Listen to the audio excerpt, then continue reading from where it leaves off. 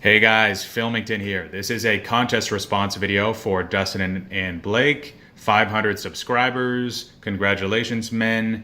Keep up the good work. And your contest, you're asking for YouTubers to provide their version of Mount Rushmore for sports. Sportsmore is what some of the respondents have been calling it.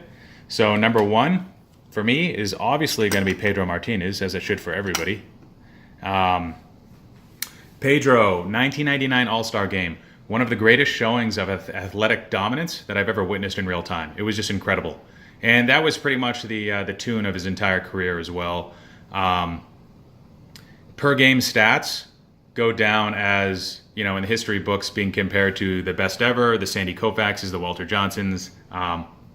Whether you go by metrics of Ks per nine, ERA, WHIP, WAR, some of the other geek stats. Just an incredible pitcher, first ballot Hall of Famer, just so incredibly dominant. The stuff, the changeup, the curve, the fastball, from a man of that stature, just incredible. And he was never intimidated by anyone, which was kind of cool, especially as a Red Sox fan to see him battle against the Yankees. Although the Yankees did get the better of him in the later part of his career in the playoffs. We got the best of Rivera though, so take that. Number two. So a lot of people look at the declining viewership of baseball today. They point it or attribute it towards things like people's attention spans, how the games are too long and the season's too long, and how it's just not set up for today's viewers and today's kids.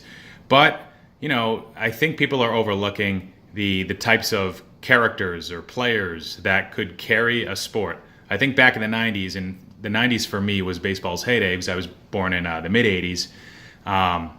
In the 90s, Ken Griffey Jr. was just the perfect icon of the sport. And I think the sport definitely doesn't have that today.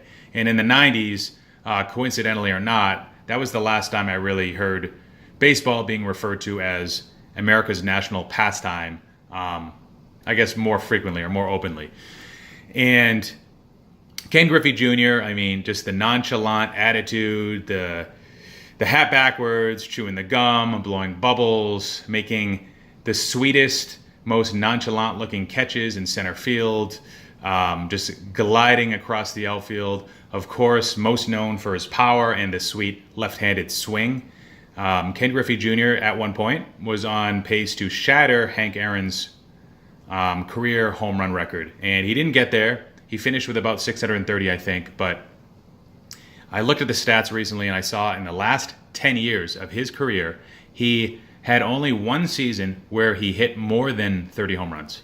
So for him to finish with 630, with his last 10 seasons, he was sort of in like a power drought, at least in Griffey's standards. I mean, that's pretty damn ridiculous.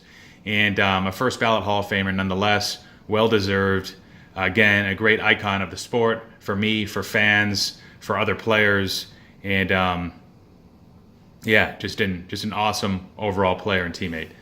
So that is number two. Number three is, this might be a surprise to some people. Shouldn't be, but LeBron James. Okay, so I'm not saying he's the GOAT, but I'm saying that there's certainly an argument to be made. You look at sports that are dominated by size, speed, and you can say that a lot about football too. But what I'm trying to get to is this generation of basketball players is a notch above previous generations in regards to size, speed, certainly strength. And LeBron is really a beast among men. So don't just say he's good only because he's big and strong. I mean, a lot of people used to say that about Shaq. That argument doesn't work. He's just good. He's just good because he's good, okay? LeBron, you know, going back to Cleveland, winning a championship there against a legendary Golden State team. Sure, he didn't have like as many championship runs as Michael Jordan did, and you could argue that Michael Jordan had even less of a supporting cast versus what LeBron did in Miami, where LeBron didn't win as many championships as a lot of people had hoped. A lot of people refer to that team as the dream team, but LeBron is a fucking valuable player. You know, I'm not saying he's a better shooter than Steph Curry or Michael. I'm not saying he's more dominant offensively, but I think he has he's potentially more valuable to a team than Michael Jordan. And just to defend him, he kind of counts as like two players. I mean, on the court, it's just ridiculous. As a Celtics fan, I have a little PTSD with how much he's beat us up, and we've never been able to get past him. But just a phenomenal all-around player, and he does things on the offensive and defensive side of the ball that we haven't seen anybody do in a long time, I think. So LeBron James, that's for you, number 3. Number 4, and as a Boston sports fan, it pains me to say it, but just kidding. Tom Brady, obviously. Clearly the GOAT. 5 Super Bowl rings, 8 Super Bowl appearances. Systems QBs don't make 8 Super Bowl appearances, okay? Whatever. If Bill Belichick is the GOAT instead, then I'll put Bill Belichick's name here. But the fact of the matter is they make each other better. In a sport, in an age today, that the salary cap is such a big thing. It's very firmly defined. It's just incredible, the run over the last 20 years, what Brady has done, what he's accomplished on the field. It just can't be ignored. And I don't know what else would compare to that if you factor in the salary cap and how dominant we've been despite that. And, you know, I'm sure Scotty tradition is saying, well, Aaron Rodgers is a more talented player. He can run, and he has a better TD to pick ratio and maybe a higher career QBR. Well, where the fuck has Aaron Rodgers been? I mean, everybody's been saying that, but he lets down year after year. His team's winning 8, 9, maybe 10 games the last 2 or 3 years, it seems. And some of that might be because of injuries. You can blame it on the coach. You can blame it on defense. But guess what?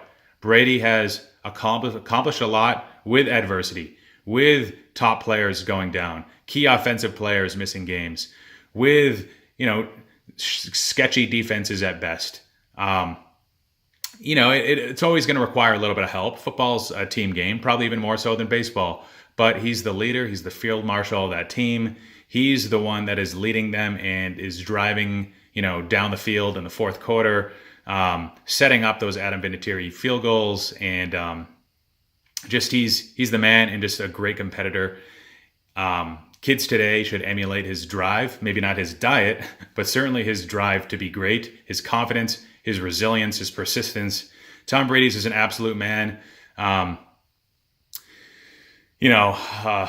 People think he's a little bit delicate because of the GQ ads, but he's certainly not a delicate man. So don't let the surface distract you from the beast that Tom Brady really is. And that is it for my Mount Sportsmore. So congratulations again, guys. Dustin and Blake, keep up the good work.